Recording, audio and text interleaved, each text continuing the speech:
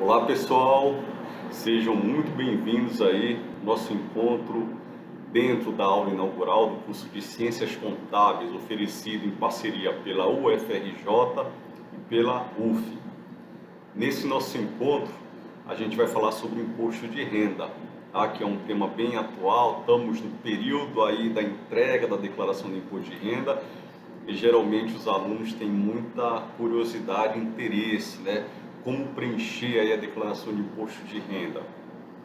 Então, inicialmente, eu gostaria de dar as boas-vindas aí para mais um semestre acadêmico.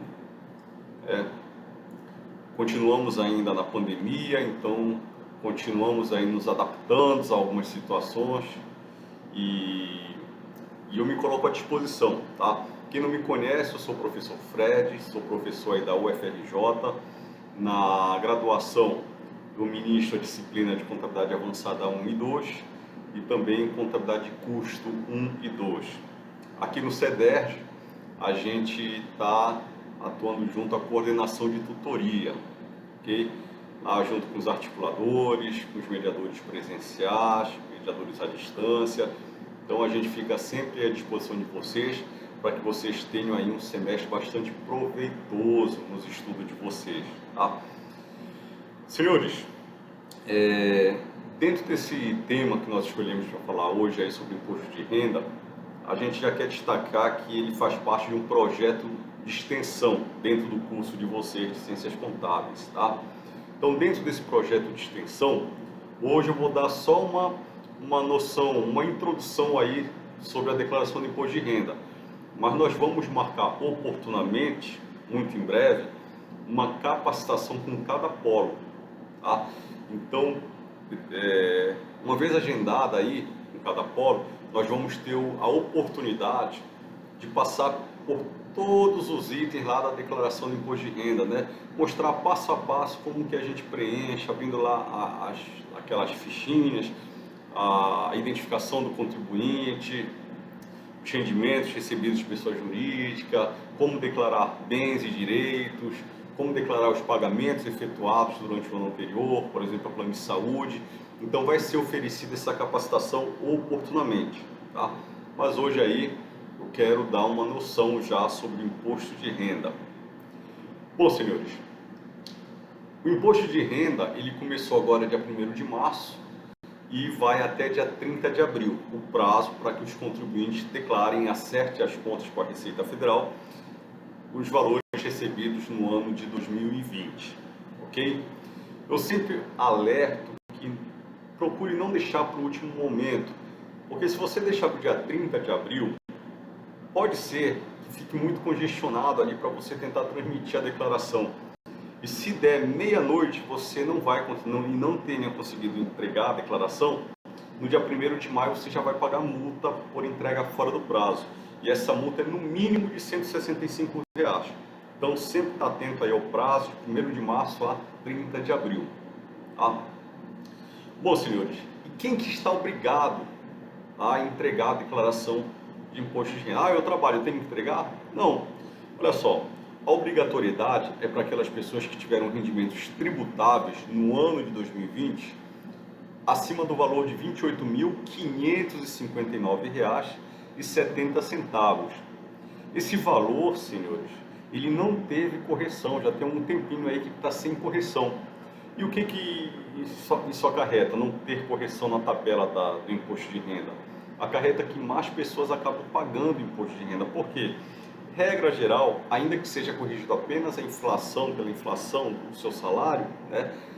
Não tem um aumento real, vamos pensar nesse sentido, mas qualquer aumento que você tenha, fica mais perto de você alcançar, ultrapassar essa faixa aí de R$ 28.559,70.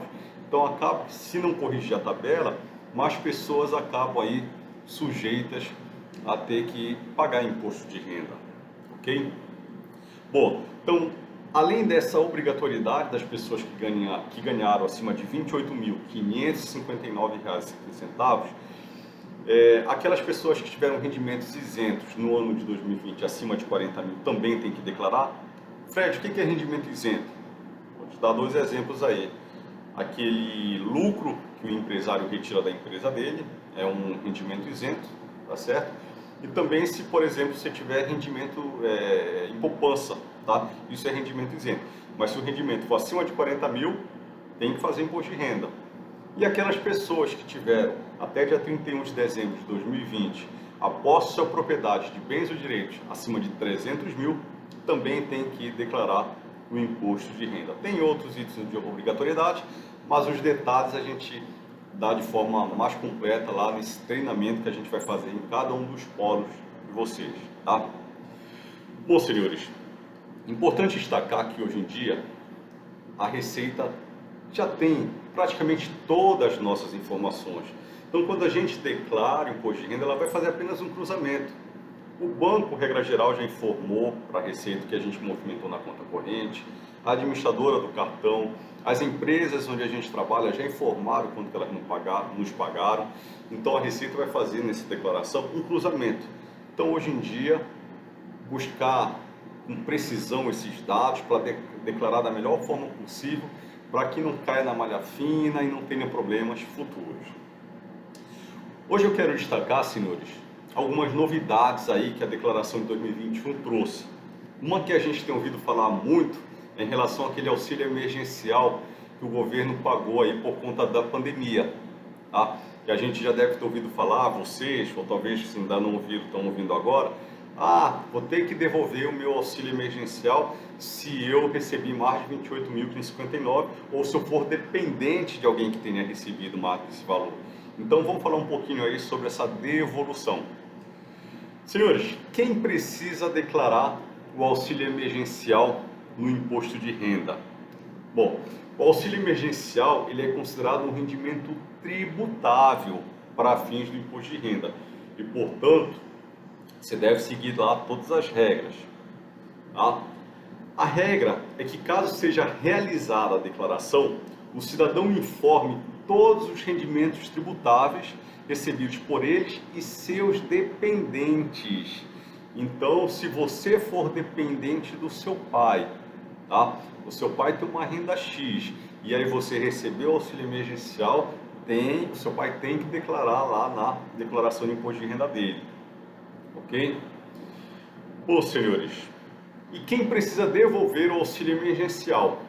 Senhores, quando você informar isso no imposto de renda, transmitir, o próprio sistema vai te gerar DARF aí para fazer essa devolução do auxílio emergencial. Então, aquelas pessoas que em 2020 receberam auxílio emergencial e fazem parte como titulares ou dependentes financeiros em declaração do imposto de renda com rendimentos tributáveis, sem contar o auxílio, em valor acima de R$ 22.847,76. Então, se enquadrar nessa situação, tem que devolver o auxílio emergencial. Esta obrigatoriedade da devolução, senhores, ela está prevista na Lei 13.998 de 2020, que estabeleceu o auxílio emergencial. Tá certo? Bom, quais valores precisam ser devolvidos? Todos os valores recebidos do auxílio emergencial, seja a parcela de R$ 600 ou aquela parcela de 1.200 que os chefes de família receberam, né, as mães lá, chefes de família, então recebidos pelo titular e dependente de declaração de imposto de renda com rendimentos tributáveis sem contar o auxílio, repito para reforçar, aquele valor de R$ 22.847,76, tá? E como devolver? Após o envio da declaração, tá? Quando você transmitir lá a declaração do imposto de renda, o programa gerará automaticamente um documento de arrecadação de receitas federais, ou seja, o DARF, para você fazer a devolução do auxílio emergencial. Tá? Será gerado um DARF para cada CPF que tenha recebido o auxílio emergencial. Tá? Bom, algumas mudanças no programa. Logo que você abre o programa, ele traz lá as mudanças do ano. Então, uma primeira mudança lá que o sistema aponta, né? A obrigatoriedade de informar um e-mail e celular. Por que a Receita quer um e-mail e celular? Porque por esses canais ela vai te mandar mensagem para dizer que tem uma mensagem, né? Tem um informativo lá na sua caixa de correio postal da Receita Federal, que você tem que entrar pelo ECAC, tá? Central de Atendimento ao Contribuinte Eletrônico. Então, todas as notificações formais da Receita vão estar lá nessa caixa postal dentro do ECAC. Tá? Ela não manda e-mail pedindo seus dados, informações bancárias, informações fiscais, porque isso pode ser fraude, tá? Toda a comunicação oficial da Receita é via lá a caixa postal pelo ECAC. Então, por isso ela quer saber o seu e-mail, o seu celular, para que ela lhe avise que tem uma mensagem lá na sua caixa postal, ok? Senhores, a gente não quer se estender, porque vocês vão ter um dia hoje cheio de atividades, cheio de palestras aí em relação ao curso de vocês. Nesse nosso primeiro encontro, nessa aula inaugural, agradeço aí a coordenação do curso de Contábeis da Universidade Federal do Rio de Janeiro por este momento, ao CEBERJ, onde a gente pôde estar oferecendo aí esses conceitos introdutórios sobre imposto de renda pessoa física 2021. Aguardo vocês lá na nossa capacitação, no treinamento que será oferecido em cada um dos polos de vocês, tá? Oportunamente será divulgado maiores detalhes. Um forte abraço, um excelente semestre acadêmico para vocês. Deus abençoe a todos nós. Até lá.